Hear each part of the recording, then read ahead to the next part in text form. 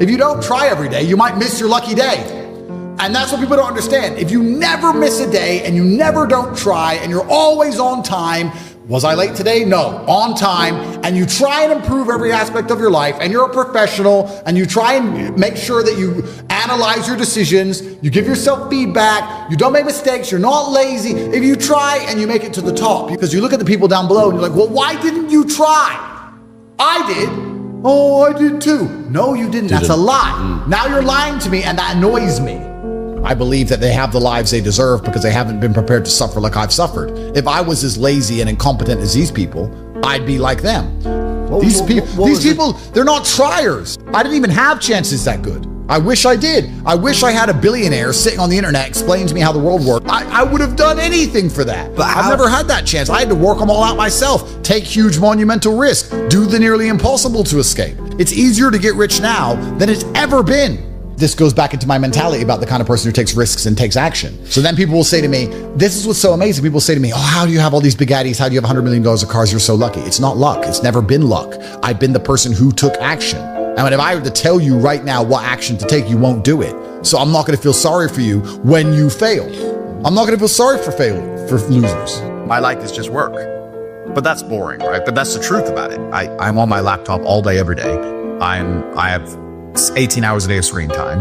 I'm either training or I'm working. Do I know some women? Yes, of course. Do I have some fancy cars to drive? Yes. Can I go to the odd restaurant? Yes. But the majority of the time, all I do is work because that's what I enjoy to do. I don't think most things outside of work are as entertaining as the work itself. That's why I'm successful. Yeah, I do have women who I know, and yeah, I can have that crazy lifestyle, and I did it for a while. But I wouldn't even say it's empty. You know, people get successful and they start to say, oh, I'm above that. It's empty. It's empty. It's vaporous. That's true. I just don't think it's as fun as working. I think just winning is fun. I think the whole point of life as a man is competition in the first place. Life is rented. I know exactly what you're saying, but I'm saying my philosophy is that you never own anything that you're not renting anyway. Your physical health is not something you have. It's something you rent. If you don't look after it, you lose it. Just like a house, if you don't pay the rent, you lose the house. It's the same with your business. If you don't look after your business, you lose the business. You lose your money. The same with women. If you don't look after the women, you lose the women. So do you have to sit there and attribute value to each thing and work out, is this worth the extra seconds in the day to maintain it? And if I'm going to do anything, you're going to optimize it, right? Isn't that life? You go to the fight gym and you spar and you lose and you get better. You attempt to optimize it. You try and make some money. You attempt to optimize it. You attempt to grow the number of followers you have on your YouTube channel. When you go out dating women, you attempt to optimize it to get better at it. If I'm going to speak to people, I'm going to optimize it to be maximally effective. I want to be the person who can say less words than everybody else and have a larger impact. That's what I want to do. I've chosen that. I've decided to do that. I understand that to be able to do that, I also need to have a certain persona and a certain capability. It's hard to do that if I'm not financially successful. It's hard to do that if I'm physically weak. If I walk into a room and I want to bellow and I want to sit and talk in a particular manner, but I'm physically weak and broke, nobody gives a shit. But I have real world accolades. Also, a lot of my real world accolades are based on the fact that I've suffered and I'm prepared to go through difficult scenarios for the things I've said, which once again adds credence to my words. Does happiness exist to you? I don't think it's important. I am already happy and I'm happy all the time. Even when bad things happen, I'm always a happy person. I don't operate in the happy, sad paradigm. So to me, I'm always happy because I don't measure it. If you don't measure something, it doesn't exist. If you give attention to depression, you're depressed. If you give attention to how happy you are, you're always going to be measuring if you're happy or not that day. If you don't think about those things, they don't exist. I don't give measurement to them. Is that the heartbreak part is the best part. Yeah. That's the real love. The whole holding hands, everything's happy, we're out at dinner, smiling, laughing. No, that's boring. The true memory of love, the actual real fun part of the love is the part where you feel the deepest, and you feel the deepest when it goes wrong. And we can apply that to everything. That's the funnest part of life. Funnest part of life. It's never fun at the time, but in retrospect, when you want to use hindsight and analyze your entire life via the lens of your mind, when you go back in time, those bad times are the best times. Because I believe as a man, chasing happiness is probably the most asinine thing you can do. It's the easiest way to lose as a man is to chase happiness. What will make me happy is not how you win as a man. How you win as a man is, I don't care how I feel, what must be done. And really the only thing that's fun in life is work. The only thing that's fun is the thing that made you rich in the first place. That's the reason it made you rich, because you found it fun. There are no fun activities to do once you're rich. The only thing you can really do is slow things down.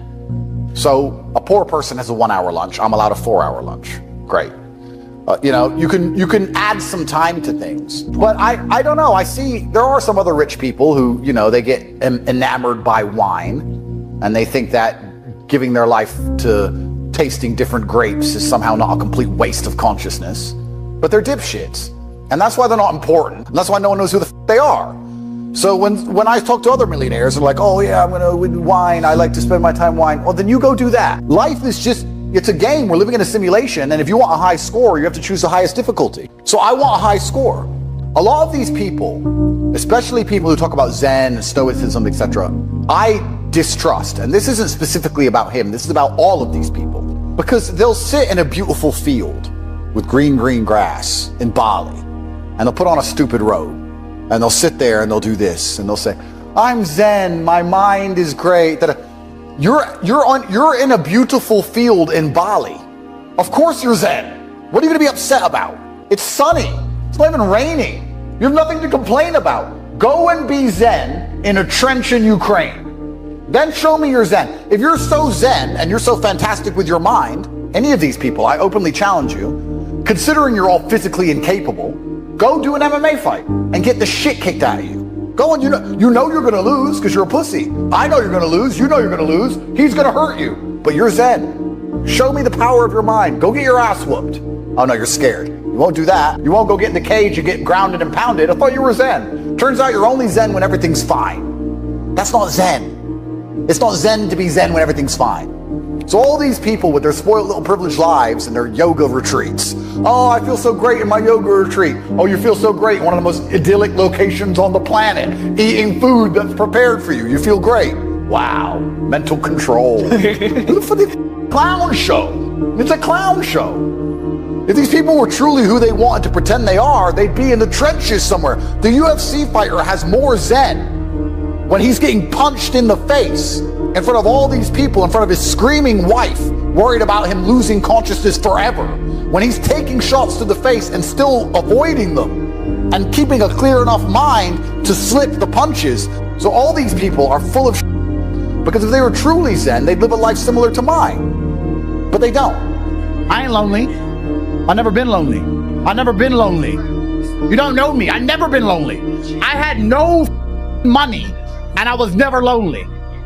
And I don't think it's possible for anybody to stay in a scenario where they're truly uncomfortable. If you fall asleep on your arm and your arm really starts to hurt, even in the deepest sleep, you're gonna wake up and move your arm. If you sit there and your life has been in a rut for 7 years, you are semi-comfortable in that rut. Sure, there's days you're pissed off. Sure, you're semi-annoyed by it. But there's also days where you just play video games, eat pizza, and you're kind of cool with it and it's no big deal. If you were truly unhappy and uncomfortable and discontent with your scenario, you wouldn't be in it. When I was broke, I couldn't sleep. Please understand me. When I was broke, I couldn't sleep. I'd be trying to go to bed thinking, these people have Ferraris. I want a Ferrari. I couldn't sleep. I just understood that there was a version of reality that I had yet to experience. I saw my parents struggle to pay the bills, and I saw my friends struggle to pay the bills, and I saw everyone around me unable to eat, and then I saw certain people with $500,000 cars, and I understood there must be a different version of reality. There must be a version of making money, a version of banking, of finance. There has to be a different world. This world I'm in, everyone's poor, this is garbage.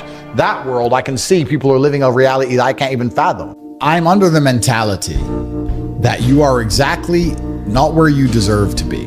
That is one version of reality. That's one version of events. And although that's true, I want to put it in a different way. You're exactly where you wish to be in life. Even if you think you are not happy where you are, I can promise you are. Because if you're truly uncomfortable, you can't even sleep. If I put you on spikes, you can't lay down. You only lay down even if you're semi-comfortable. What I often hear from people and see from people is that they get very motivated for short periods of time. They'll be very motivated to change their life for 3 hours, and then they'll just go back to playing video games, and they're actually not unhappy with their life. They're fine to play video games and eat beans on toast and sit around in a small little apartment. They only become unhappy for a few hours now and again. That's when they talk about how motivated they are. That's when they talk about how hard they want to try. But in general, they're actually perfectly fine with their life, meaning they wish to be there. If they wished to be anywhere else, they wouldn't be doing what they're doing. And by extension, they would be exactly where they wish to be. I want you to understand at home, whether you're successful or unsuccessful, You wish to be where you are. If you wished to be big, you'd be big. You would train all day, every day. There is no such thing as wanting to be big and wishing to be big truthfully and not being big. If you say to a man, do you want to be bigger? They'll all say yes. But do they really wish for it? Oh, you'll take it for free. Well, you'll take anything for free. You'll take a Toyota Corolla for free. You won't buy one. Taking something for free is very different than going out there and earning it and paying for it. They're very different things. So you're as big as you wish to be. You're as rich as you wish to be. You live where you wish to live. Because truthfully, when you wish for something with all of your heart, never in history has the universe or God failed to give it to you. Anything you've ever truly wished for in your entire life, you have gotten 100% of the time. So then the logical extension of this mindset is you have to analyze and decide, one, why you wish to be where you currently are. Why? And two, if you want to change that, where you actually genuinely wish to be. Because you have to make sure you really want it. Everyone will say they want to be have $100 million. Everyone will say it, but it's not true. And if you don't wish for it, you're never going to get it. And in fact, you won't even elevate from your current position unless you're more realistic with your wish. You say, I don't want 100 million, I just want 1 million. That's my advice.